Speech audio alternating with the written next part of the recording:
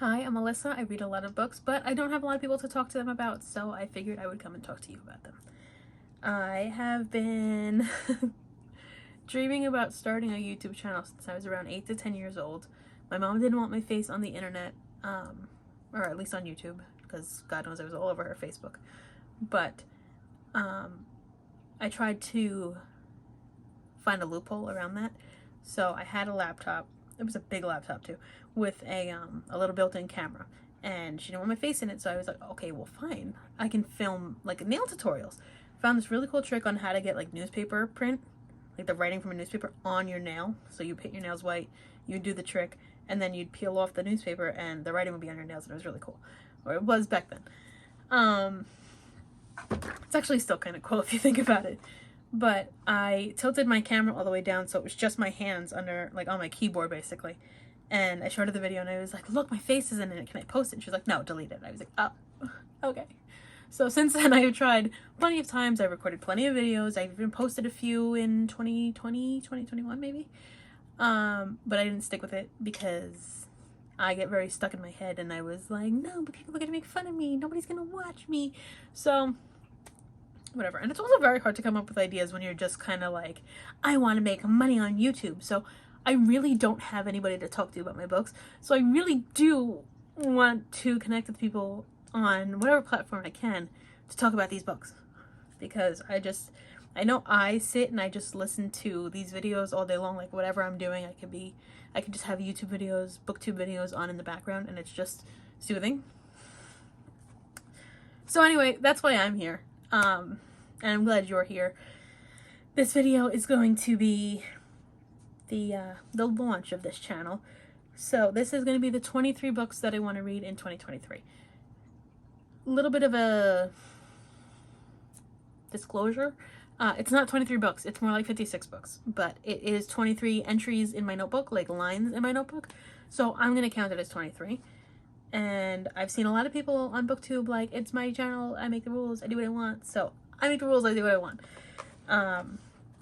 So I'm thinking I'm going to be posting on Tuesdays and Fridays. I have the rest of this month accounted for already. I have a lot of ideas for this BookTube channel.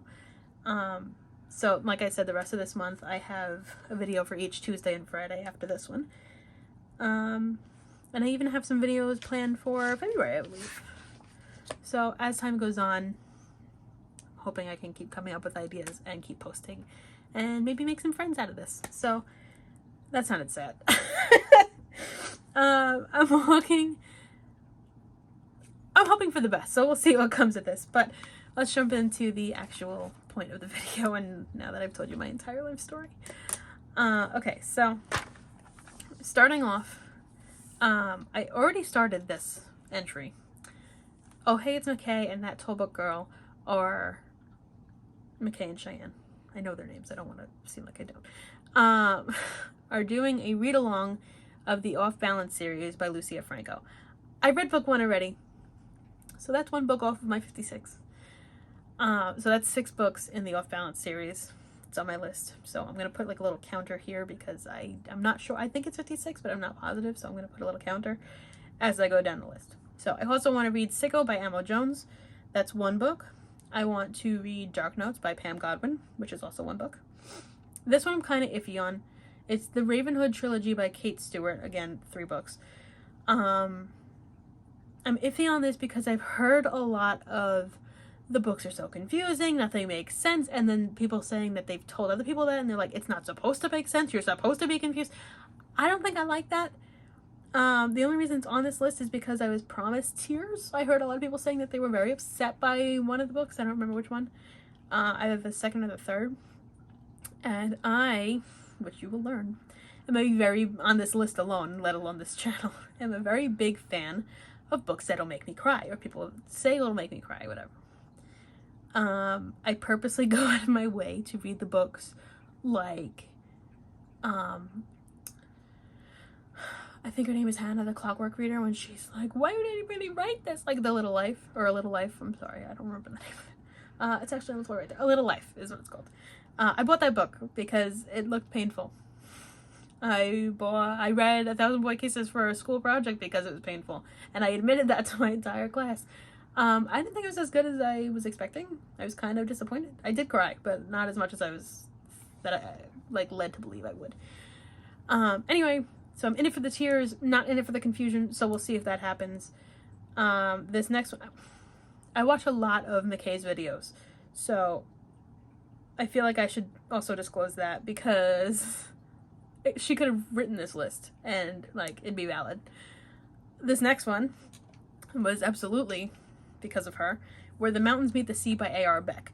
So she just said in one of her recent videos that that book she read towards the end of the year and it bumped Magnolia Parks off of her top 10 reads of 2022 because it was that good and she was crying and everything. So I want to read it. That's one book. I started the Divergent series. I listened to the first book November, I think. It was very good. I loved it. I want to finish the series this year, so that's 2 more books by Veronica Roth. The Tattered and Torn series by Catherine Cowles, that's 5 books. I don't know much about that series, but it sounds good from what I've seen on these booktube videos. Love Theoretically by Ali Hazelwood, that's just 1 book. I'm not sure when it comes out on the exact day. I'm also not quite sure when Happy Place by Emily Henry comes out, but that's also 1 book. I read Every Summer After by Carly Fortune a couple months ago, so I want to read Meet Me at the Lake by Carly Fortune, which is 1 more book. The Dreamland Billionaires series, I think there's only 2 right now, by Lauren Asher, so those are on my list. Sharp Objects by Gillian Flynn. I want to really try her books because I'm pretty sure she's also the one that wrote Gone Girl, and I know that book, the movie is intense. So I want to watch the movie. I want to read the books. All of it. I heard a lot about Elsie Silver in the last few months of the year. So I'm really excited to read the Chestnut Springs series. Just 3 books. I think it's Heartless, Fearless, and Powerless. I think. I'll have to check myself on that. Okay, this next one I'm also a little nervous about because it is King of Wrath by Anna Huang. Just 1 book as of right now. I'm nervous about this because I heard a lot of great things about the Twisted series, and I read books 1 through 3, and I heard that the 3rd book was the best one in the series from a couple different people, and the 3rd one was my least favorite. So I haven't read the 4th one yet. I'm going to when I get around to it. It wasn't available on my library app, so I'm gonna get to it eventually, but that one sounds like it would be more up my alley than Twisted Hate was. But I want to read King of Wrath and see what the vibe is, because the series sounds like it's going to be phenomenal. The whole concept and everything sounds great. Kind of like one of those ideas that you're mad you didn't think of yourself. Anyway, next is the Cat and Mouse Duet by H.G. Carlton, which is Haunting Adeline and Hunting Adeline. I'm not sure what the order is. Those are 2 books. Obviously, duet, and I only named 2 titles. Icebreaker by Hannah Grace, that's just 1 book. This is again why I said that McKay could have written this list. Salacious Players Club by Sarah Kate, 6 books. The 4 Horsemen series by Sarah Bailey, sorry, not Sarah Riley, 4 books. Darling Venom by Parker S. Huntington, 1 book. Lotus by Jennifer Hartman, 1 book. I read Still Beating by Jennifer Hartman in 2022. Was not my favorite. I think the first half of the book, when they were in the basement and everything, was like God tier, and then when they left the basement, it was like a level or 2 below God tier. I kind of feel like the intensity didn't carry throughout the book. I mean, I know it's not supposed to because they left that situation, but I don't know. I have mixed feelings on it. It wasn't, the whole book wasn't God tier like I wanted it to be. Okay, Say You Swear by Megan Brandy. That's 1 book. This one is another one. I've heard a lot of great things about Say You Swear, but the next one I was also promised that I would cry. Nobody's promised me anything. I've just heard a lot of people saying that they were crying. I Fell in Love with Hope by Lon Colley. I hope I'm saying that right. That's 1 book. I don't know if it's a poetry book or a novel or short stories, but it sounds good, and I love the cover. It's beautiful. And last but not least, the biggest chunk, the biggest mountain, the greatest feat, The Addicted and Calloway Sister series by Krista and Becca Ritchie. 10 books. 10 books. So that list, if 56 is right, then I went from 46 to 56 with one line. I do what I want. Anyway, like I said, it was only 23 lines in my notebook, so that's my list of the 23 books that I wanted to read in 2023. And at the end of the year, we'll check in and see which ones I actually read. I think I could read all of these if I have access to them, but that's the trick. Oh, another thing that I should probably disclose. I don't have, in my current living situation, I don't have room to hoard physical books. And I read physical books once and then I like never touch them again. So I don't buy them.